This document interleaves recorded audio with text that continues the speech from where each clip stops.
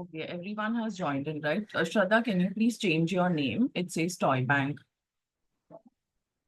I don't know why it's showing again and again. I will change.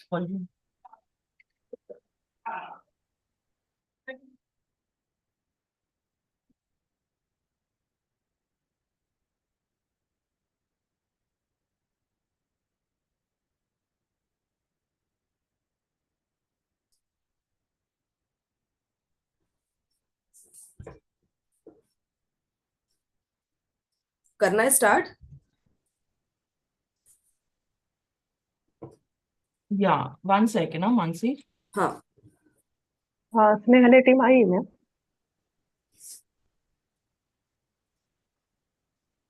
Pratiksha teacher आणि Sajida ma'am.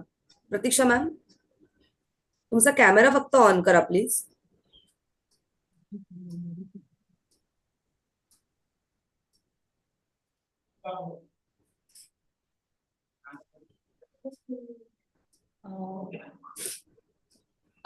मला एक message आलाय की फक्त निलोफर एकटीचाच फेस दिसतोय.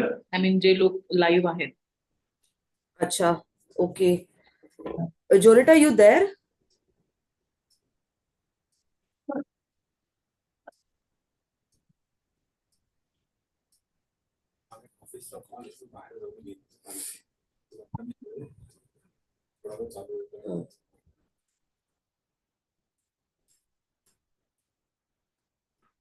Yeah, Mansi, what's the issue?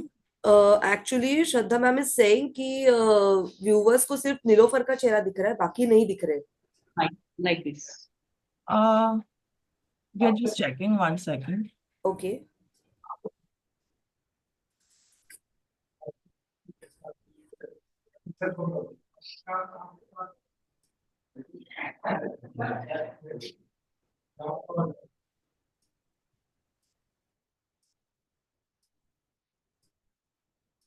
Yeah, now I think you all should be able to see everyone.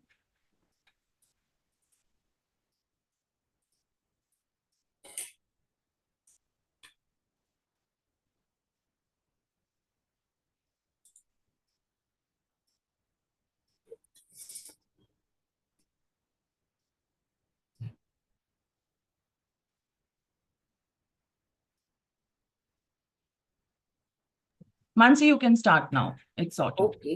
अच्छा. Okay, hello everyone. We will just wait for people to join in and then we can begin shortly. सर्वजण येईपर्यंत थोडंसं थांबूयात. अजूनही लोक join होत आहेत फेसबुकवर आणि लगेचच आपण 1-2 मिनिटात सुरुवात करूयात.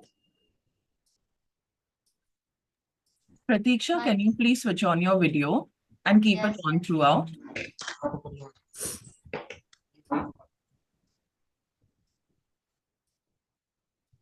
मॅम ओके करू ना आता. राहू दे तसंच. Okay. No problem.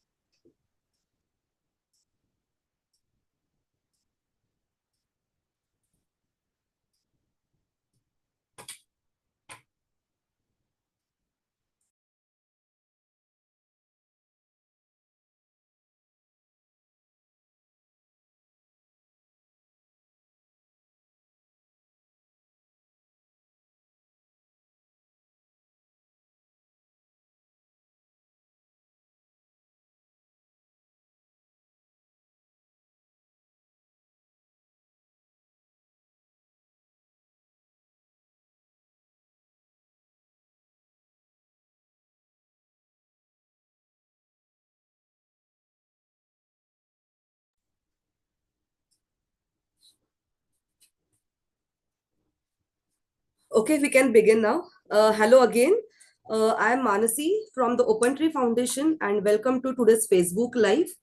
I'm honored to be celebrating International Women's Day with all of you, a day dedicated to recognizing and honoring the women everywhere and reflecting on the work that needs to be done to achieve gender equality. I would just like to inform you all that most of the live today is going to be discussed in Marathi, but there would be also a bits in English. International women's day केवळ आपण आपल्या महिलांच्या यशाचा उत्सव साजरा करण्याचा दिवस नाहीये असं आपण म्हणतो, तर अनेक महिलांना अजूनही ज्या काही अडचणींना तोंड द्यावं लागतंय तर त्या अडचणींचा तोंड देण्याचा दिवस हा आजचा आहे. आज आपल्यासोबत अशा काही अलौकिक महिला आहेत ज्या त्यांच्या कार्याद्वारे या अडचणींचा सामना करतायत. आपल्यासोबत आहेत श्रद्धा देशमुख मॅडम, ज्या संस्कृती संवर्धन मंडळ SSM संस्थेच्या संचालिका असून त्या ग्रामीण समुदायाच्या समग्र विकासासाठी कार्यरत आहेत. मी त्यांचं स्वागत करते. Welcome ma'am. याचबरोबर आपले पार्टनर ऑर्गनायझेशन स्नेहालया या संस्थेचे प्रतिनिधी देखील आहेत. प्रतीक्षा साळवे शिक्षण समन्वयक म्हणून आणि साजिदा शेख शिक्षिका म्हणून कार्यरत आहेत. यांचेही मी मनापासून स्वागत करते. तसेच आपल्यासोबत निलोफर मॅडम देखील आहेत, ज्या द ओपन ट्री फाउंडेशन संस्थेत कार्यक्रम अधिकारी म्हणून काम करतात. पुन्हा एकदा मी सगळ्या पाहुण्यांचं स्वागत करते आणि आपल्या पुढल्या कार्यक्रमाला सुरुवात करते. मोठ्या संख्येने आपले व्ह्युअर्स सुद्धा जॉईन होतातच आहेत. तर माझा पहिला प्रश्न श्रद्धा मॅम तुमच्यासाठी आहे की महिलांना आणि मुलींना कौशल्य विकासासाठी ज्या संधी मिळतात त्या मुलांशी तुलना करताना काही फरक आहे का, कसा आणि का? खरं म्हणजे एक आपण आधीच्या काळी जर पाहिलं किंवा आताही की तू मुलगी आहेस म्हणून तू असं नाही बसायचं, तू मोठ्याने नाही हसायचं, तू चार चौघांमध्ये कसं बोलायचं, खूप वेळ दात दिसतील असं नाही हसायचं. ह्या ज्या एक रूढी परंपरा आहेत त्या आज तागायत आपण पाहतो. मे बी शहरामध्ये प्रमाण कमी असेल, पण जसं की मी माझ्या संस्थेसोबत जिथे काम करतेय की एका रिमोट लोकेशनला, तिथे अजूनही अशी पद्धत आहे. आणि इथूनच खरी सुरुवात होते. जे स्किल एज्युकेशन असेल किंवा तुमचं फॉर्मल एज्युकेशन असेल, तर दिले जाणारे खेळ असतील, घालण्यासाठी दिलेले कपडे असतील, तर तिथे नक्कीच डिफरन्शिएशन होतं. आणि जसं की स्किलसाठी म्हणताय तुम्ही, तर आधीपासूनच आहे एक मेल डॉमिनेटिंग जे काम आहे ते अजूनही म्हणतात की हे महिलेला नाही उचल, म्हणजे नाही होत. जसं की एक 15 लिटरची पाण्याची जर बॉटल असेल, आपण आज पाहतो की सर्रास आरोचं पाणी पिणं चालू आहे. आणि अशा जेव्हा पाण्याच्या बॉटल्स आज गावागावांमध्ये गल्ल्या बोळांमध्ये पोहोचलेल्या आहेत, तर तेव्हा ते लोड करण्याचं अनलोड करण्याचं काम हा एक मुलगा किंवा एक पुरुष करतोय. आणि अशा काही इंडस्ट्रीज आहेत ज्या आधी होत्या की तिथे फक्त मुलं किंवा पुरुष म्हणूनच तिथे रिक्रुटमेंट व्हायची, ज्या चांगल्या चांगल्या नावाजलेल्या आहेत. पण आज परिस्थिती तशी नाहीये की ह्याला शासन सुद्धा खूप आग्रही आहे आणि आपण एक संस्था, एक सामाजिक संस्था म्हणून सुद्धा ह्याचा अवेअरनेस आपण सगळीकडे पसरवतोय की वेगवेगळे ट्रेनिंग प्रोग्राम घेणं आहे. उदाहरण सांगायचं झालं तर आमच्या संस्थेमध्ये संस्कृती संवर्धन मंडळमध्ये असे एक 2 ते 3 युनिट्स आहेत ज्या केवळ महिला रन करतात आणि महिलांच्या सक्षमीकरणासाठी, त्यांच्या स्किल डेव्हलपमेंटसाठी वेगवेगळे वर्षांमध्ये जवळपास 101 प्रकारचे ट्रेनिंग प्रोग्राम होतात की ज्याच्यातून आमच्या शाळेच्या मुली आणि महिला ह्या आज वेगवेगळ्या पद्धतीचं ट्रेनिंग घेऊन एक स्वतःचा बिझनेस असेल, कुठे नोकरी असेल, तर ह्या सगळ्या महिला तिथे आज सक्षमपणे काम करतायत. बरोबर, नक्कीच. अतिशय महत्वाचा मुद्दा मॅम तुम्ही इथे मांडला आहे की आपण बऱ्याचदा आपल्या पारंपरिक धारणांमुळेच इतके अडकलेले असतो की त्यांना शिक्षण आणि कौशल्याचं प्रोत्साहन तिथेच कमी दिलं जातं. तुम्ही अगदी बरोबर बोलत. जी उदाहरणं तुम्ही दिलीत की हसायचं नाही किंवा चार चौघात कमी, जसं आपण लहानपणी भातुकली किंवा घर खेळायचो की बाबा तू फक्त भातुकलीमध्ये स्वयंपाकाचंच काम कर, पुढे जाऊन तुला तेच करायचं आहे, तू कशाला बाहेर जाऊन खेळते. तर ह्या सगळ्या गोष्टी आपल्या आधीपासूनच्या चालत आलेल्या आहेत. नक्कीच परिस्थिती बदलताना दिसते. तुम्ही म्हणताय, तुम्ही उदाहरणही खूप छान दिलं की 2-3 युनिट्स तुमचे आहेत की जे पूर्णपणे महिला इंडिपेंडेंटली रन करतायत. खूप छान ही गोष्ट, कॉंग्रॅच्युलेशन्स त्याच्यासाठी तुम्हाला. खूपच छान. पण तरीही अजून काही प्रयत्न, ग्रामीण भाग असो, इव्हन शहरी भाग सुद्धा असो, की अजूनही मुलींना थोडीशा संधींमध्ये कमी प्रोत्साहन दिलं जातं, तर अजूनही काम करण्याची गरज ही भासताना दिसते. करेक्ट. आपण पुढच्या प्रश्नाकडे वळूयात. कौशल्य विकासासाठी समान संधी आपण म्हणतो की मिळण्यासाठी महिलांना किंवा मुलींना आणि स्पेशली दुर्बल समाजातले जे मुली आहेत किंवा महिला आहेत त्यांना खूप गोष्टींचा सामना करावा लागतो. तर मला हा प्रश्न प्रतीक्षा मॅडम आणि साजिदा मॅडम तुम्हाला विचारावासा वाटतो की या महिलांना किंवा मुलींना या संधी सहजपणे मिळाव्यात यासाठी सामाजिक संस्था आणि विशेष करून शाळांमध्ये काम करणाऱ्या ज्या संस्था आहेत त्या काय काय करू शकतात असं तुम्हाला वाटतं?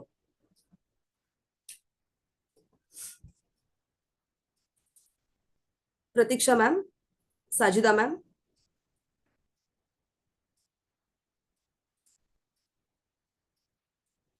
काहीतरी टेक्निकल एरर बहुतेक दिसतोय.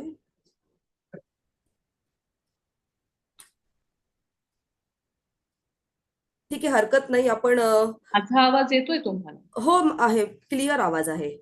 हवं तर मी याचं उत्तर देऊ शकते, कारण आम्ही एज्युकेशन मध्येही हो, काम करतो. नक्कीच नक्कीच. आणि ते जॉईन होईपर्यंत तुम्ही नक्कीच कंटिन्यू केलं तरी चालेल मॅम, हा. काहीच प्रॉब्लेम नाही. जसा की तुमचा प्रश्न होता की शाळांमधून आपण ह्याच्यासाठी इक्वल अपॉर्च्युनिटीसाठी काय काम करतोय. की, जसं शासनाने पण आता एक न्यू एज्युकेशन पॉलिसी लॉन्च केली आहे, ती अजून अंमलबजावणी मला वाटतं येणाऱ्या वर्षभरामध्ये खूप आग्रही असणार आहे. त्याच्यामध्ये तर तसे बदल दिलेलेच आहेत. याच्याशिवाय आम्ही शाळा म्हणून आमच्या स्तरावर SSM मध्ये आम्ही आज मुलींना 6व्या वर्गापासून ते 12वी पर्यंत स्पेशलायझेशन देतोय, की वेगवेगळ्या वर्टिकल्स मध्ये काम करतोय, जसं की स्पोर्ट्स आहे, टेक्नॉलॉजी आहे, ऍग्रिकल्चर आहे, आणि स्किल डेव्हलपमेंट रिलेटेड आहे. तर ह्याच्यामध्ये आम्ही मुलींना स्पेशलायझेशन देतोय. आणि मला सांगायला आज अभिमान वाटेल की आमच्या मुली 12वी झाल्यानंतर एक ऑर्गनायझेशन आहे जिथे मुलींना एक एंट्रन्स होते आणि तिथून 2 वर्ष मुलींना तिथे ट्रेन केलं जातं. तर अशा ऑर्गनायझेशन मध्ये आज आमच्या 14 मुली त्यांची सक्सेसफुली 2 वर्ष कंप्लीट करून आज चांगल्या चांगल्या मल्टीनॅशनल कंपनीमध्ये ते आज सॉफ्टवेअर डेव्हलपर म्हणून आहे. अरे वा. तर समाजातून पण असे काही घटक आहेत, काही ऑर्गनायझेशन आहेत जे समोरून हात देत आहेत, की ज्या दुर्बल घटकातल्या ज्या मुली आपण आता म्हणालात की त्यांच्यासाठी जे अंडर प्रिव्हिलेज्ड आहेत त्यांच्यासाठी मग आम्ही आग्रही करतो. असे बरेच पार्टनर्स आहेत की सिम्बॉयसिस सारखे आहे, नवगुरुकुल सारखे आहेत, टाटा आहे, अशा बऱ्याच ऑर्गनायझेशन समोरून मुलींसाठी काम करतायत की मुलींना एक शॉर्ट टर्म ट्रेनिंग किंवा त्याच्यामध्ये स्पेशलायझेशन द्यावं शाळेनी. ते आम्ही जवळपास 2020 पासून आम्ही त्याच्यामध्ये काम करतो. टेक्निकल एज्युकेशन, टेक्नॉलॉजीमध्ये आमच्याकडची मुलं मुली रोबोट बनवतात, ड्रोन बनवतात, उडवतात सुद्धा. तसंच त्यांना सोबतच शेतीचं पण ज्ञान तेवढंच आहे की शेती कशी करावी. आपली मुळं विसरून नाही चालणार, बरोबर. आपली मुळं घट्ट मातीमध्ये रोवलेली आहेत. तर आम्ही मुलंही नाही विसरत आणि आम्ही नाही विसरू देत. ती इव्हन सिंपल स्टिच असतील की बटन कसं लावायचं आहे, कशी शिलाई करायची आहे, फाटले तर कसं करायचं आहे, आणि कुकिंग पर्यंत ह्या सगळ्या गोष्टी आम्ही इथे देत असतो. बरोबर. नक्कीच मॅम, तुम्ही जे काही शेअर करताय अतिशय वाखाणण्याजोगं आहे. कारण मलाही माहिती आहे, आपण ऍग्रिकल्चर जेव्हा म्हणतो तेव्हा फक्त मी असं आतापर्यंत शालेय शिक्षणामध्ये माझ्या सुद्धा की ऍग्रिकल्चर म्हणजे फक्त पुरुष माणूस शेतात जातो, शेती करतो, कापणी पिकवणी सगळं तोच करतो. पण आज ह्या वेगवेगळ्या क्षेत्रांमध्ये महिला दिसायला लागलेल्या आहेत आणि डेफिनेटली ह्याच ज्या संधी आहेत ह्या आपल्याला त्यांच्यापर्यंत पोहोचवायच्या आहेत की जेणेकरून कुठलंच असं नको व्हायला की अरे मला हे येतंय पण मला संधी मिळाली नाही म्हणून मला ते करता नाही आलं. हा जो एम्प्लॉयबिलिटी वाढवण्याच्या दृष्टीने हे पाऊल पुढे घेतो. नक्कीच नक्कीच एक स्वतः इंडिपेंडेंट राहणं, कोणावरही अवलंबून न राहता, फायनान्शियली बाकीच्या गोष्टी असतातच पण तरी फायनान्शियली इंडिपेंडेंट मुलींनी किंवा महिलांनी राहणं हे खूप महत्वाचं आहे आजच्या काळामध्ये. आणि मानाने जगणं ज्याला आपण एम्पॉवरमेंट म्हणतो. नक्कीच. ठीक आहे, हरकत नाही. आय थिंक प्रतीक्षा मॅडम आल्या की नंतर आपण त्यांना परत ह्या प्रश्नावरती येऊच. तर आपण पुढे जाऊया. चर्चा तर आपली सुरू राहणारच आहे. कोणाला ऑडियन्समध्ये काही प्रश्न असेल तर त्यांनी नक्कीच तो टाईप करून ठेवावा. आपली चर्चा झाल्यानंतर आपण नक्कीच त्या प्रश्नाचं उत्तर द्यायचा प्रयत्न करूयात. आय थिंक प्रतीक्षा मॅडम तुम्ही जॉईन झाला आहात का परत? अनम्यूट आहात का तुम्ही? म्यूट आहात, अनम्यूट कराल का प्लीज? हो मॅम. ओके. ठीक आहे, हरकत हरकत नाही. सॉरी.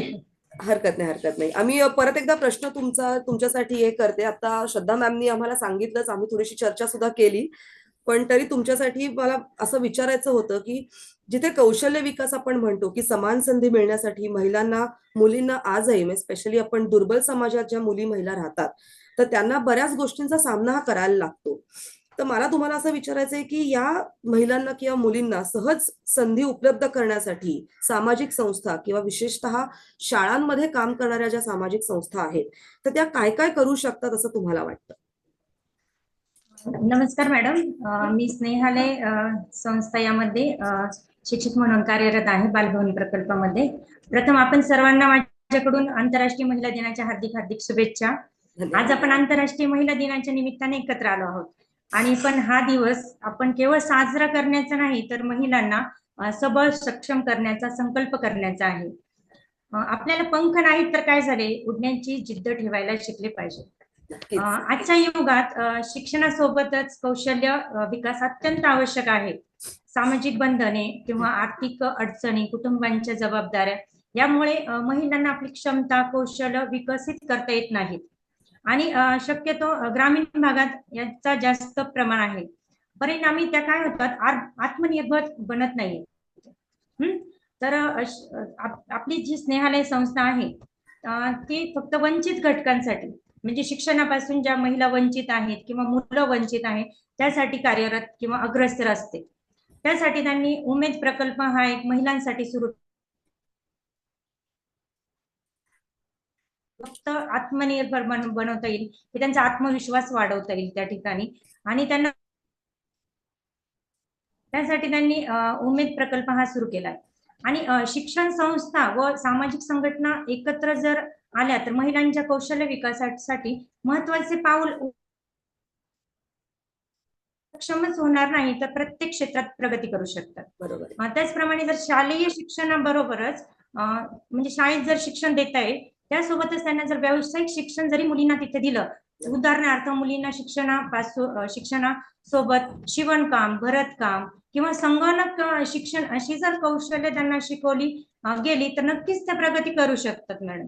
आणि महिलांना जर लघु उद्योग, व्यवसाय आणि आर्थिक स्वावलंबन याबद्दल जरी प्रशिक्षण मिळाले तर त्या स्वतः म्हणजे आपला रोजगार उपलब्ध करू शकतात आणि आपली जी सामाजिक कौशल्य आहे त्यांच्यात ते तिथं ते दाखवू शकतात. तसंच जे आहे मुलींचे शिक्षण व कौशल्य विकासाचे महत्व आहेत की जे संस्कार देतात मुलींना, घरात शिक्षक आहेत जे शाळेमध्ये संस्कार देतात मुलींना, त्यांना जर आणि इतर घटकांना जर समजावून आपण कार्यशाळा घेऊन किंवा प्रशिक्षण केंद्र उभारून तिथे जर त्यांना दिलं तर जास्तीत जास्त महिला या स्वावलंबी होऊ शकतात व त्यांना कौशल्य विकास हा त्यांचा नक्कीच होऊ शकतो मॅडम. मला याच्यावर असं म्हणायचंय की साजिदा मॅडमने सांगितलं ते तर म्हणजे आम्ही तर करतोच आहे पण इतर संस्थांनी ते केलं पाहिजे. त्याचबरोबर आताचे युग हे डिजिटल युग आहे तर त्या दिशेने पण आपण एक कदम उचलला पाहिजे जेणेकरून महिलांना डिजिटल युगात पुढे त्या टिकून राहतील. त्याचप्रमाणे आमच्या इथं आम्हाला टॉय बँक संस्थेमार्फत म्हणजे गेम दिले जातात त्याच्यामध्ये मुलींना वेगवेगळे कौशल्य म्हणजे खेळाच्या द्वारे आम्ही शिकवले जातात. आता मेकॅनिझम गेमच घेतला फॉर एक्झाम्पल तर त्याच्याद्वारे हा फक्त मुलांसाठीचा गेम आपण म्हणजे बाहेर मांडला जातो पण ह्या गेमद्वारे आमच्या मुलींनाही ती मनातली भीती कमी होती की आपण पण हे काम करू शकतो. ते अशा भरपूर गेम्स आहेत जेणेकरून म्हणजे मुली तिथं सक्षम बनतात. तर मला या महिला दिनाचं असं म्हणायचं की असे काही आपण कौशल्य मुलींमध्ये महिलांमध्ये आत्मसात केले तर याचा फायदा आपल्याला नक्कीच पुढे होईल. नक्कीच नक्कीच डेफिनेटली. खूप थँक्यू निलोफर, खूप थँक्यू प्रतीक्षा मॅम आणि साजिदा मॅम. ऍक्च्युली तुम्ही अगदी बरोबर सांगितलं आणि छान उदाहरणं सुद्धा तुम्ही दिलेली आहेत की आजकालची जी पिढी आहे ती इतकी अजून ऍडव्हान्स आहे की त्यांना आपण जितकं फीड करू शकू, त्यांना आपण जितक्या अपॉर्च्युनिटीज संधी आपण देऊ त्या संधीचं ते सोनं नक्कीच करणार आहेत. करेक्ट आहे. आणि याच्यामध्ये तुम्ही जे सांगितलेलं आहे की आजच्या डिजिटल युगामध्ये फक्त भरतकाम किंवा शिवणकाम ह्याच्या पुढे जाऊन अजून की आज जसं श्रद्धा मॅमनी सुद्धा आता सांगितलं की सॉफ्टवेअर कंपनीमध्ये जाईपर्यंत तिथपर्यंत जी आपली महिला किंवा यांना संधी ज्या मिळत आहेत त्याचा नक्कीच खूप जास्त चांगला फायदा आपल्या महिलांना होत आहे. मग लहानपणापासून आपण म्हणतो की शाळांमध्ये सुद्धा मुलांबरोबर चर्चा होणं खूप गरजेचं आहे. तो जो संवाद कुठेतरी आहे तो संवाद जर सुरू झाला तर नक्कीच डेफिनेटली मुलांमधला आत्मविश्वास, महिलांमधला स्पेसिफिकली मुलींमधला आत्मविश्वास वाढेल आणि त्यांचं नक्कीच सक्षमीकरण होईल असं मला वाटतं. Yes, yes. नक्कीच. Thank you so much. पुढचा प्रश्न निलोफर मॅम मी तुम्हाला विचारू इच्छिते की आपण मुला मुलींना समान अशा कोणकोणत्या ऍक्टिव्हिटीज मध्ये सहभागी करण्यासाठी प्रोत्साहन देऊ शकतो की जिथे प्लेद्वारा खेळद्वारा आपण त्यांचा कॉन्फिडन्स, कम्युनिकेशन आणि निर्णय घेण्याची क्षमता वाढवू शकतो. तुम्हाला काय वाटतं? हो, खूपच छान प्रश्न आहे मॅडम. थँक्यू.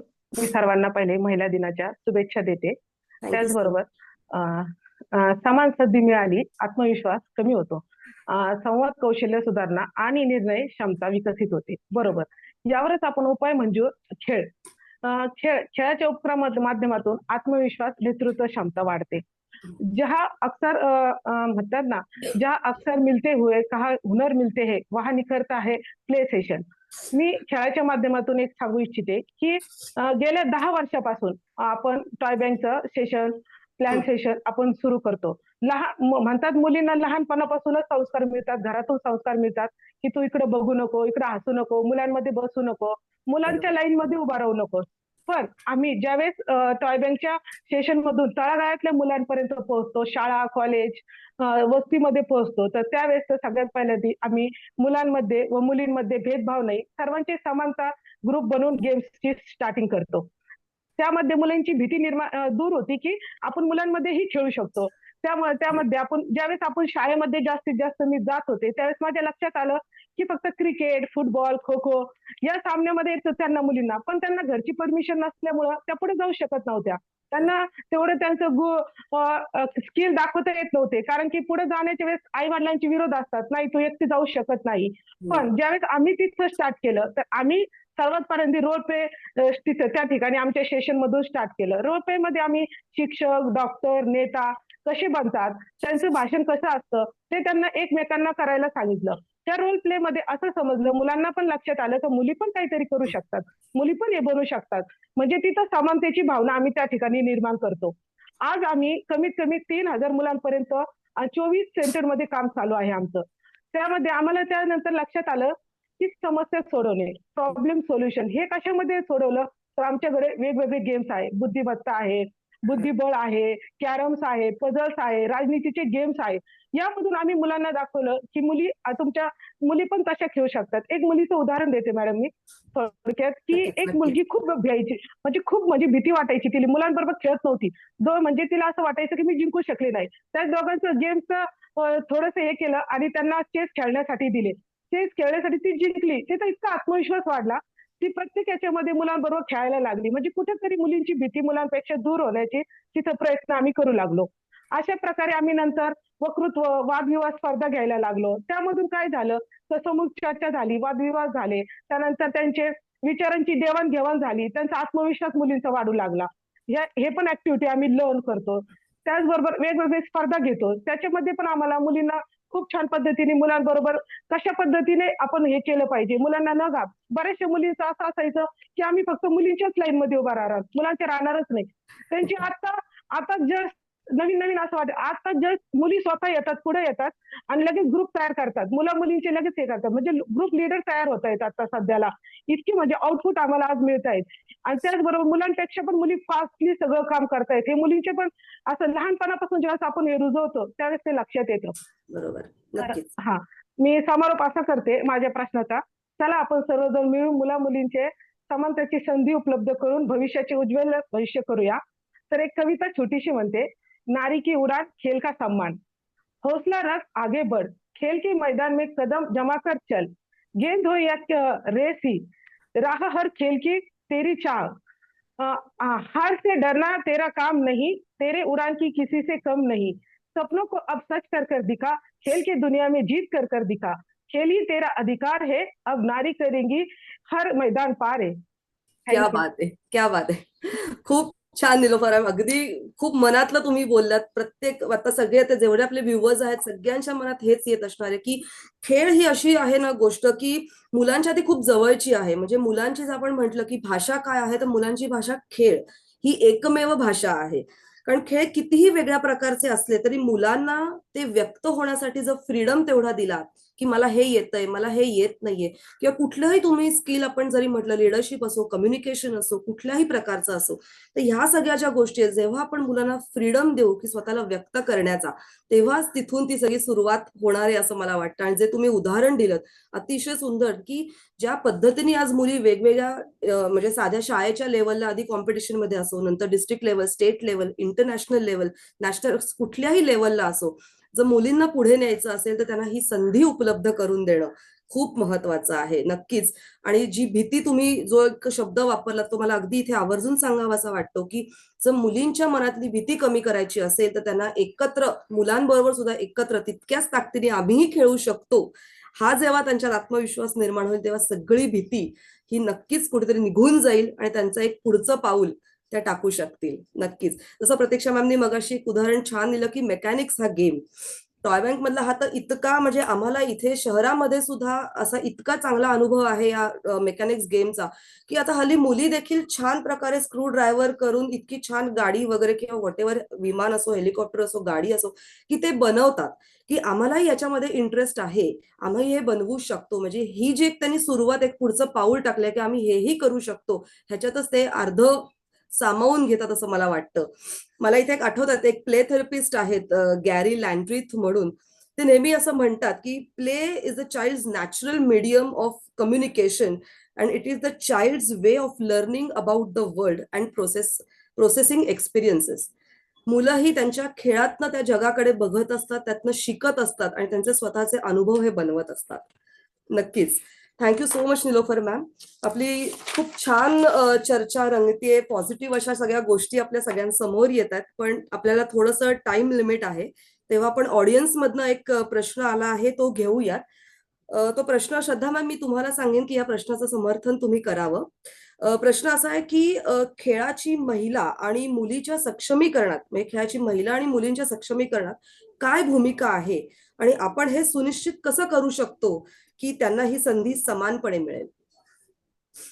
प्रश्न खूप चांगला आहे, अगदी विचार करायला लावणारा आहे. थँक्यू, जो कोणी व्ह्यूवर आहे त्यांनी हा प्रश्न पाठवलाय.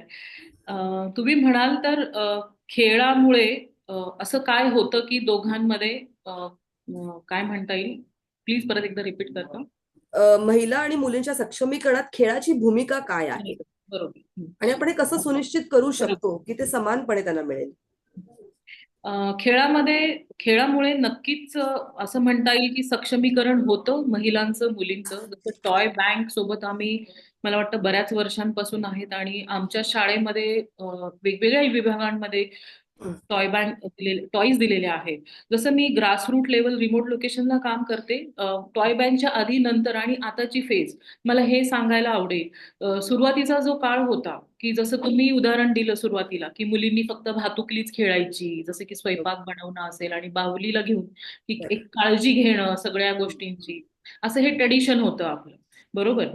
तर आता ह्या टॉयजमुळे काय झालेलं आहे की हे अशा पद्धतीचे टॉयज आहेत की दोघेही तेवढ्याच आत्मविश्वासाने खेळू शकतात. इनफॅक्ट कॉन्फिडन्स लेवल अजून वाढतोय त्यांचा, आणि त्याच्यामुळे काय होतं की त्यांची क्रिटिकल थिंकिंग लेवल वाढतीये, फिजिकली फिट होत आहेत, जसं स्पोर्ट्स असतील किंवा बसून खेळणाऱ्या गोष्टी असतील. डिबेट जर असेल, म्हणजे खेळताना जर काही अशी एक वेळ येते की तिथे मुलगा आणि मुलगी खेळताना म्हणजे अक्षरशः भांडायला उठतात तिथे, मग ती पण एक त्यांच्यामधली जी एक काय म्हणता येईल कमी आहे ती तिथे भरून येताना दिसते. आणि अजून एक उदाहरण द्यायला आवडेल, आम्ही मागच्याच वर्षी काय केलं होतं की दरवर्षी महिला दिनाच्या निमित्ताने शाळेमध्ये महिला पालक मेळावा मुद्दाम घेतो.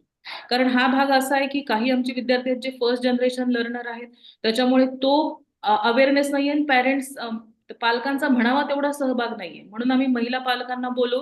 मग काय केलं, महिला पालकांना बोलवतो पण त्या व्यक्त होत नाहीत, बोलत नाहीत. म्हटलं की चला अर्धा तास यांना आपण टॉयज देऊया, आणि मग ते खेळले अगदी बेधुंद होऊन, त्यांचे मुलगी आणि आई असं हे चाललं होतं, आणि काही उरलेल्या आमच्या शिक्षिका.